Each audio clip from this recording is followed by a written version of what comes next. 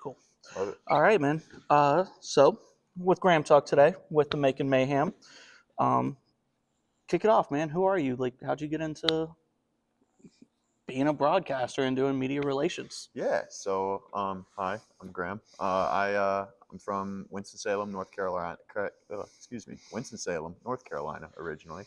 Um, this is my second year with the Mayhem. I moved here summer of 2024 for the position.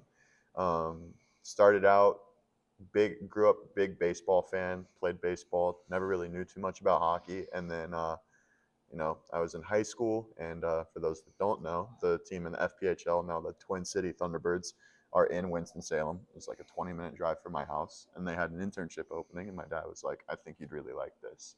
And it had really convinced me, but eventually I ended up applying, got the job, and I loved hockey ever since. And especially being in North Carolina, 2018, that was around the time that the Carolina Hurricanes started pulling out of that like decade of being bad. So between the Thunderbirds being really good the year that I worked with them, and then the Hurricanes also, like I had vested rooting interest in hockey in a lot of different ways. So it just like it had me in a chokehold. Like, and it was from there on, like that was my thing. Like all through high school, and I went to school to become a broadcaster. Got a lot of reps at High Point University, also right down the road from Winston Salem. And then once I finished up there, was looking for opportunities, and I had made some connections with Alex and Chuck through people that I knew in the industry beforehand, and they brought me here to Macon last year. So yeah, I've loved it so far. That's cool. And I can tell you for one, like we love you here, right? The Appreciate it, Mayhem man. fans love you. The broadcast last year was great. So this is my second full season as a season ticket holder. That first season was right before you got to us. So like I wasn't the guy following like watching the away broadcast or anything, or like going back and rewatching like our home broadcast. So I didn't know how it worked. So finally when you came in and we started talking, like it's been a game changer being able to pick your mind on stuff. Yeah, Um, absolutely. you talked about High Point, Yeah. right? That's the college you went to Yes. up in North Carolina. Did you just do hockey broadcasting with them, or did you do any other sports? How does it work at the college level? Yeah, so it kind of depends. First of all, it really depends on the school where you go. So I did do mainly hockey to answer your question, but I also did some baseball here and there, some lacrosse as well. But primarily hockey. I was with the hockey team at every game for all 4 years, pretty much. I think the only game I ever missed was because it was actually the very first game my freshman year, because it was the day that I was getting out of quarantine. I had gotten close contacted back in 2021. Oh, the COVID Oh era. yeah. Sorry to make any of you guys feel old, but yeah, that was my freshman year of college. So, yeah, I chose High Point primarily because I knew that their team was like just getting off the ground, didn't really have much of a media presence, but I knew that I could step in and use the resources that the school gave me, such as, you know, checking out cameras from the school of communications equipment library and going and recording games, and buying my own audio equipment, stuff like that. Like I invested in it, and it turned into a program where by the end of my time at High Point, I had 25 plus employees that I was helping like run 5 camera setups at all the hockey games. That's insane, man. So High Point, like obviously, U.S. college hockey is a different level than say like the major juniors Yeah. up in Canada, right? Even within the college hockey level, where did High Point fall? Yeah. So if you don't know anything about the college hockey landscape in the United States, obviously cream of the crop is NCAA Division One, and then you go to NCAA Division Three. It's not like football. There's no Division Two. It's kind of odd that Yeah, way.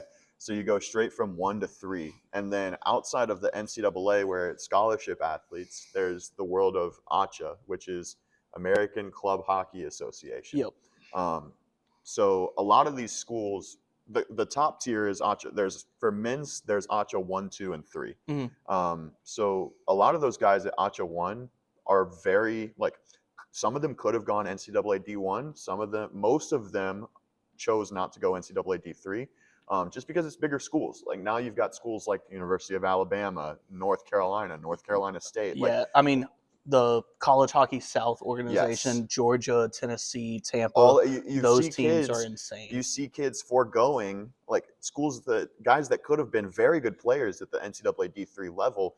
They forego going to a smaller school that they've never heard of in the middle of nowhere to play hockey to go to a bigger school, get that SEC, ACC, Big Ten experience, and you still get to play competitive hockey. So, and then you have whatever degree you want at the end of it as well. So those two leagues, it's better at NCAA D3. There's less talent disparity, but the best players in the world of ACHA are on par with some Yeah, decent players so in like NCAA D3. tier one ACHA teams could like the better one of those teams could probably compete with like I the mean, you've D3 seen teams. schools, for example, like University of Denver. They won NCAA national championship Frozen Four a couple Hmm. years ago. They lost an exhibition game to UNLV. UNLV, yeah. Yes, and they were the ACHA One national champions a couple years ago. So the competition is right there. If not, I mean, it's obviously a step down. You're not going to get top tier Yeah. NHL prospects out of it, but you know what I mean. Like it's not some kind of castaway league like some people like to treat it. But definitely guys that could compete high end Yeah. Fed and even in the Oh, SPHL, of definitely. course, of course. You don't get like, for example, University of Georgia is not going to come out and play a tight game against the Macon Mayhem or the No. Athens Rock Lobsters. But the best players on University of Georgia could probably compete for a roster Yeah. spot on some Fed teams. And like that's the thing. Like right now, we're seeing as our guys kind of get signed and we learn the back history, a lot of them are that NCAA D3, Yes. right? And I've had my eye on especially one specific guy, Declan Conway Hmm. out of Georgia. He is insane. Saw him last year when the Mayhem did the partnership in the Yep. college games. Kind of watched a few of the games so far this year, and like his ability is crazy, right? And like I said, like definitely if he wants to have a spot in the Fed somewhere. If not, breaking into an SP team Yeah. And possibility. the thing there is like, could these guys play in the Fed or the SP even? Sure, of course they could. But a lot of them go this route to go to these bigger schools like Georgia and Alabama and Tennessee because it's just not something that they want to commit their Yeah. entire lives they're to. they're getting their degree. They continue to get to play competitive hockey. They know they're not trying to go Yeah. pro in the And sport. yeah, and especially like for this league in particular, like it's a grind. 58 games, like that's not easy. You don't have a weekend off or even a week off from pretty much October 1st to if you make the playoffs late April. Yeah, So you're playing on holidays. You're pretty much giving up your entire year. And so that's why you don't see as many of these guys from ACHA schools making the jump to the pros is because one, the mental is not there for having the mindset and the mentality of being a professional athlete, and then two, the coaching in NCAA, even at D3, you're just getting a much more refined player out of that world than you are from the world of ACHA. okay. So moving on, what roles do you hold with Macon? Right, I know last year we talked about it a lot. You wore a lot of hats. Mm-hmm. Has that changed up this year? What does your day to day look like? What roles are you kind of in charge of? Yeah, so my official title is Media Relations and Broadcasting Coordinator. So I'm in charge of everything that regards the actual broadcast of the game, and then also, reaching out to media outlets and things like that, making sure that people in the community know about what's going on with the team. Trying to get news reporters and media outlets to the games. Writing stories about the team. Just keeping everybody in the know about what's going on. We've already seen a big uptick in that regard this season. We had, I think I handed out 8 media credentials for opening night, which is That's crazy. huge That's compared to crazy. last year. So we're on the up and up there. And then day to day, I'm also in kind of our graphic design and game show components. So um, I'm in charge of pretty much everything that goes on. I wouldn't say in charge, but I design most of the things that go on the video board, whether it's, deciding what fonts we're going to use, how things are looking. All three of us in the creative department, so that'd be me, Danny, and Abby, 2 of our new employees. It's kind of a three-headed monster in terms of, the way that we like to look at it is we're in charge of making sure people have fun. Talking about Danny, he brought some NHL level experience. I know my biggest question during warm-ups, we had the little graphics, the player stats graphics. Whose idea was that? And when are we getting that on Flow for the away fans? Yeah, so that was something obviously touched on it earlier. I'm a big Carolina Hurricanes fan. That's something that they do in warmups. Pretty much every NHL team Yeah. does it in warmups, and so we decided to incorporate it this year. It looked good, and Flow is a whole other story. There is a large behind the scenes component as to how that interface works and what you can overlay onto Flow. Um, and my priority on a day to day is just making sure that the people come here have fun. Yep. So that's kind of on the back burner for me at this point, but I'd love to dive into that a little bit more once we have some time. Cool. All right. Talked about the day to day, like what goes what's the behind the scenes for like a minor league team, right?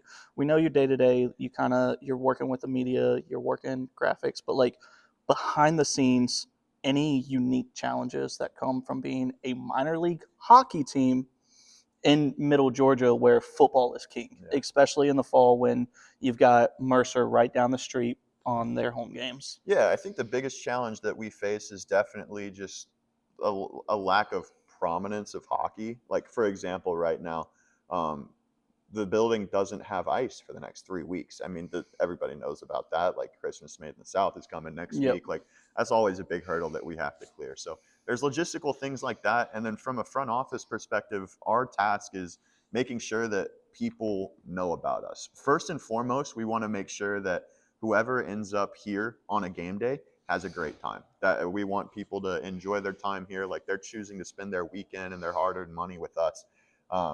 So we want to make sure that it's worth their while.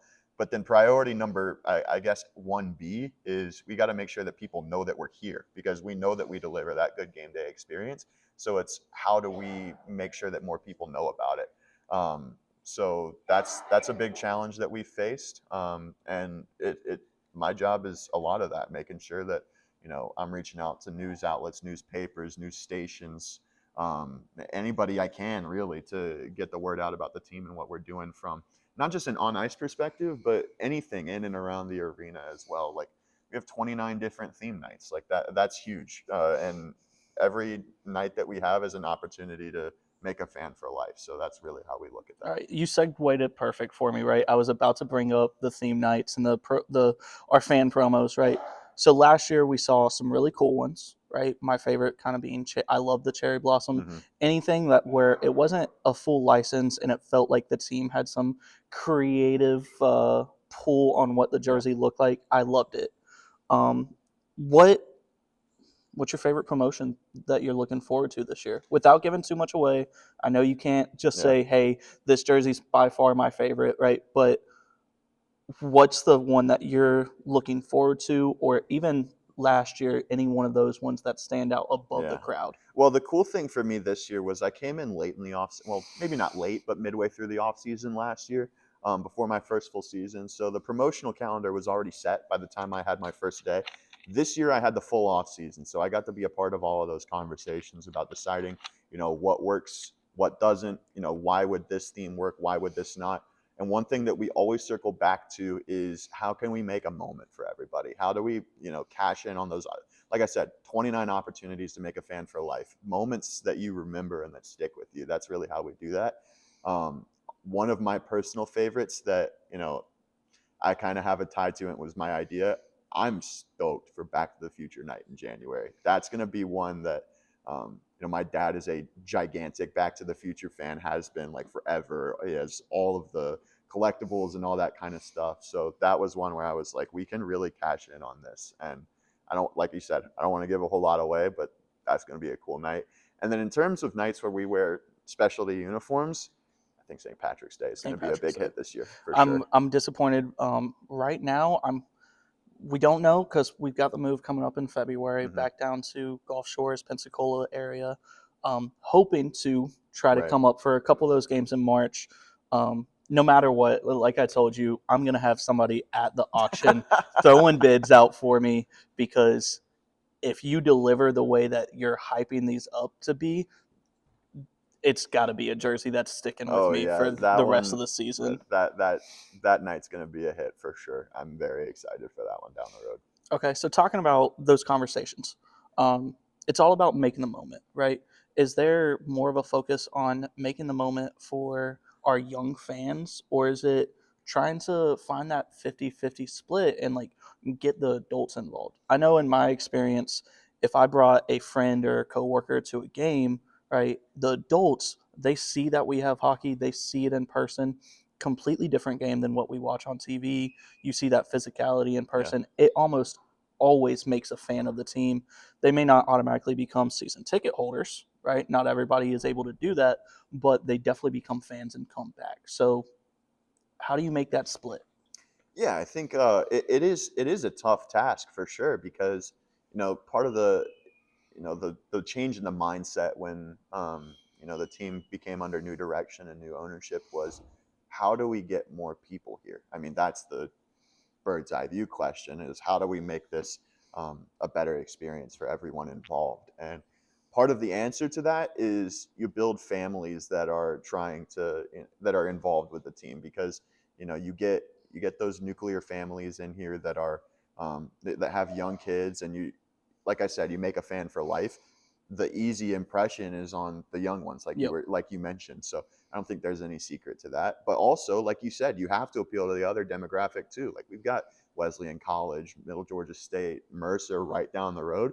Those are huge demographics as well. So you can't go all in on either way because you're going to alienate the other. So part of our conversations when we're planning all of these theme nights is, okay, how do we appeal to everyone involved? And it's different for every night, really.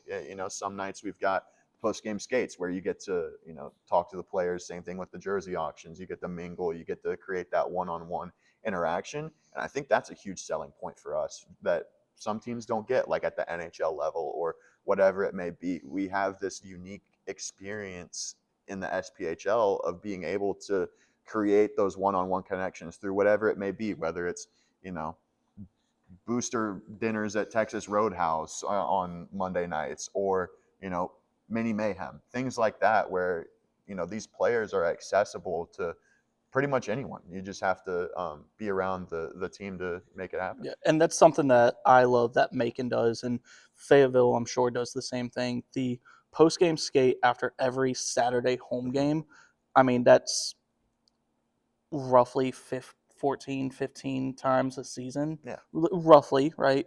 Um, it's something that not every team does, right? Even in Pensacola, right? Pensacola, we went down for their opening night.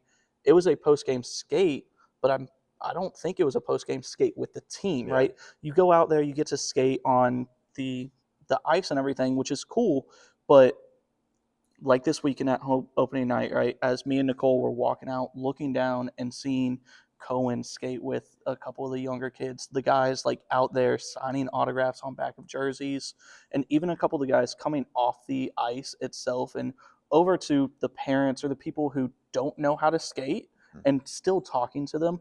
That stuff that like guarantee will make a fan, Yeah, that's what right? it's all about. Let's look. Couple more questions, right? What's the most rewarding part of working for the Mayhem? Mm. I mean, I think that it's the like man, something putting in work to make something really awesome. Like all the videos that we go into. Like one I go back to is the Miracle on Ice intro that we did Yep. for the night last year for 80s night. Like that idea was an office, like a front office brainchild that we just saw it for the Four Nations face off, and we're like, this would be so sick if we're like, why do we not do this? So seeing that like come to fruition in front of thousands of people on the video board after you work all week to make it happen, like stuff like that, that's just an example, but I mean that's what makes it all worth it, is seeing everybody go crazy for something that you cooked up during the week. Like it just it goes it goes deep. Like it's like, wow, I really have an impact on these people, and it's not just me, it's everybody in the front office. Like everything that we do from from the time we get here any day of the week to the time we leave, seeing it come to fruition on a game day is like, it's indescribable. And I already have an idea of what you're going to say. Favorite moments of being a Mayhem broadcaster. Mm, One single play, moment, specific call, Yeah. what comes to mind for you? Well, I know the easy answer is the goalie goal, but I think for me, like, really the answer is seeing the intro sequence on opening night last year, like seeing everything. It's more so on opening night than any other night. I know I used the Miracle on Ice intro as an example, but like all off season, you're working on, a complete rebrand, making sure that, people are excited about the team, like seeing that whole sequence that we worked for months on. So much of that was seeing that. I mean, it brings a tear to the eye. Like it was hard to explain how cool that was to see it for the first time. Like, because I'm used to club hockey games in North Carolina where I'm lucky if there's someone there that's not a parent of a player. You know what I mean? So, being in that environment for the first time was really cool. So you said with High Point, you kind of went to all of their games, even their away games, right? Yes. Yeah. Yes, okay. Cool. I know we talked. You made a couple trips last year. I know you've got a few on the book that you're looking forward to this year that hopefully you can make. Favorite away city that you've been to, college or SP level, doesn't really matter, That's a tough and question. why? Man, well, SP, the only one that I've been to so far is Fayetteville, and that was last year on the season ticket holder road trip. So that was a cool experience. Obviously, love getting to mingle with those guys and girls there in the office. Really good group, and obviously working with the other team to help make each other better is a unique experience that most other front offices don't get. College, I traveled a lot more. Two come to mind right away. We played Massachusetts Maritime Academy on Cape Cod in Massachusetts, Okay. like on the way east coast of Massachusetts. That was I think 16-hour bus ride, and we just got to explore downtown Falmouth, and we won one of the two games. I think we lost on a buzzer-beating goal, but exciting series and really cool experience to get to explore that city with my friends. And then the other one that comes to mind is when we played Embry-Riddle in Daytona.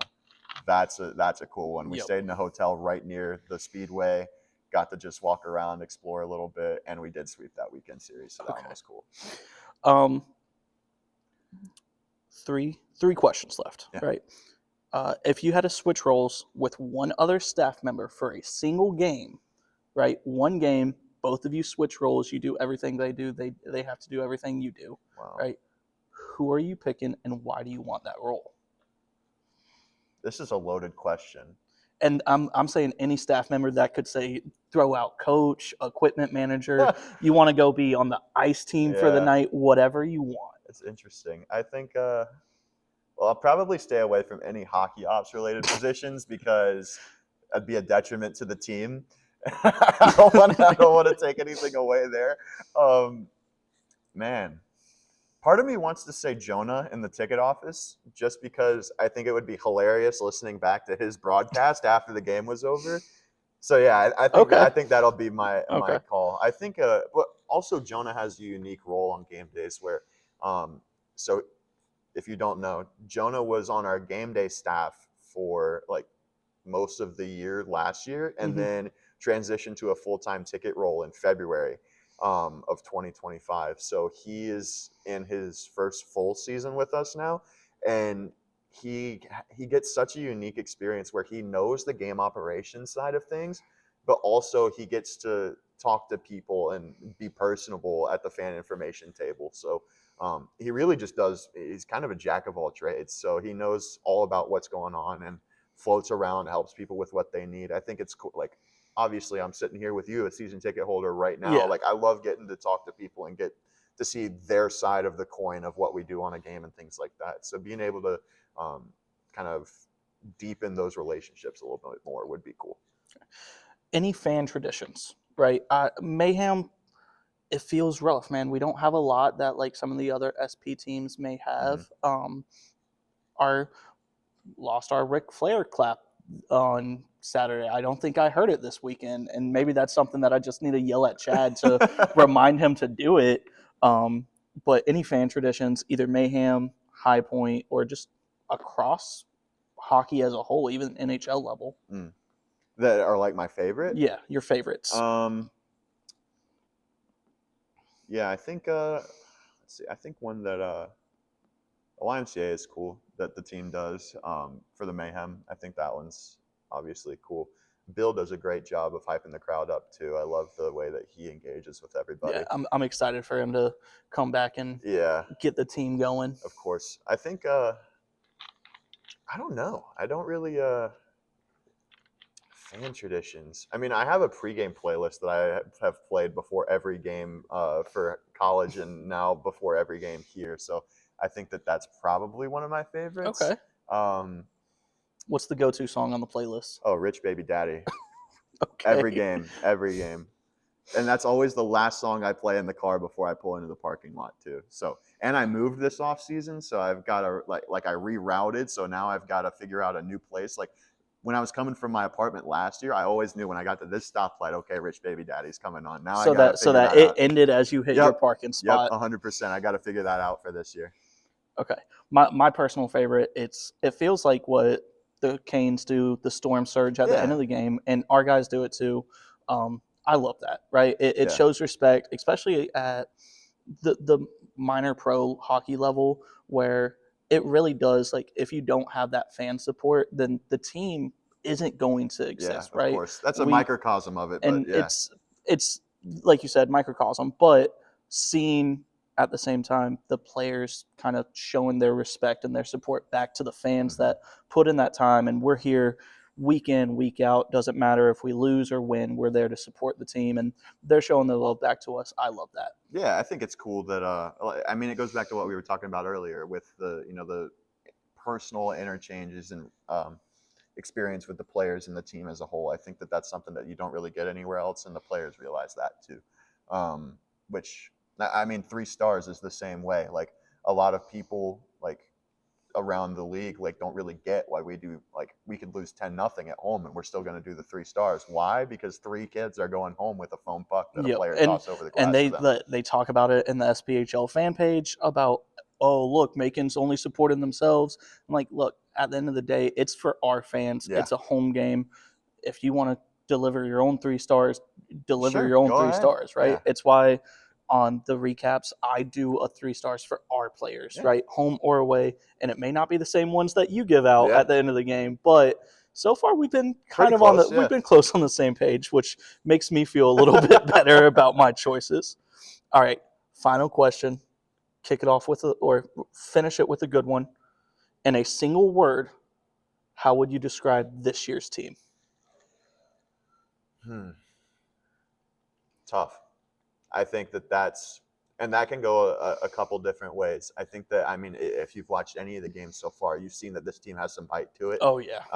Which is a nice change of pace, I'm sure, for some people that have been watching for a little while. I think that was a point of emphasis this offseason, is wanting to bring in some grit, some toughness. And then also, like, every game that the team has played so far has been close. Like, this team's not going to be a team where we see games. I mean, I just mentioned the example of if we lose 10-0 at home, you're not going to get that this year. This team's not going to get blown out a whole lot.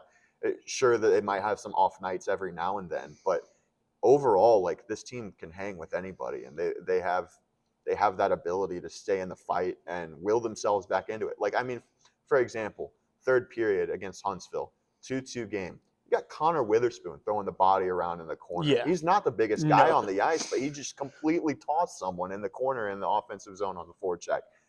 That's just one example. Up and down the roster, you've got 19 guys that are going to do that for this team. And I mean, and both games, Birmingham and Huntsville this weekend, playing from behind, going down 2-0 early, and the team staying in the fight and just staying and competing all the way till the very end, right? Taking the shootout win over Birmingham, not picking up the win against Huntsville, but I mean, until like that final buzzer went off, we were fighting and trying to win. And it's till the very end. I think that's going to be something that you can get used to as a fan of the Mayhem this year for sure. Cool. Well, that's all I've got for today. I appreciate it, Graham. Appreciate it, Thanks, man. Happy to help.